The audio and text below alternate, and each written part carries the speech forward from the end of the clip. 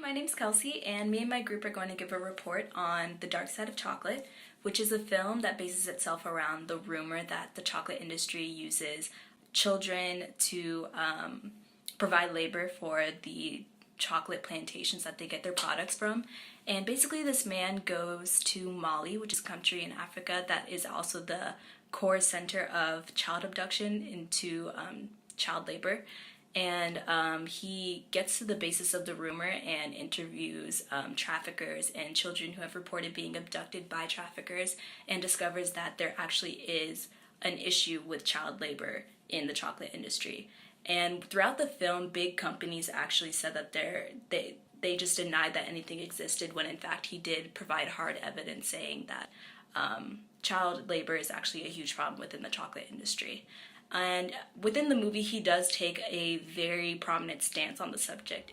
Hi, I'm Isaiah. This documentary is very much against child trafficking and labor. Even though child labor was prohibited by the chocolate industry in 2008, it still happens every day. This is unjust and not fair to the children. All of the children were working and not in school anymore, and very few of them get paid. Now this is what the documentary does well. Hey guys, I'm Aaron, and I'm going to tell you what the documentary did an excellent job at. So for the first positive, they introduced the topic extremely well and very clearly, so that even if you have no idea what the issue of child labor is all about, they will explain it to you and then tell you why you should care and why it should matter to you. For the second positive, they documented the entire process extremely well. From the very beginning, you see how the kids are even taken, to where they're taken to harvest the cocoa plants, and where it's manufactured in Europe.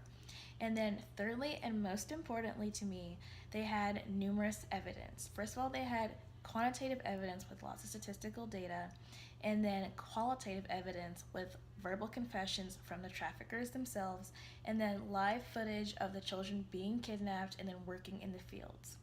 And now Kate here is going to tell you what the documentary did not do a really good job at. Hey everyone, I'm Caitlin. In The Dark Side of Chocolate, some of the negative aspects that went along with the film were the fact that it tended to be one-sided. They never really gave any of the companies a chance to prove that they didn't use child labor. Also the fact that they provoked you to have the same views as them and never really gave you a chance to just make your own opinion. The music in the background was all scored to be a negative aspect, and also it seemed like everything was just geared so that you had the same view that they did. It was never just objective so that you can make your own opinion. Although I thought it was a really good film, but those were some of the aspects that they could have improved on. And now Jenna's going to summarize the entire film. Personally, I think there is more to this story. While I understand the needs to abolish child slavery in Africa, I feel like the documentary leaves out points that you need to know.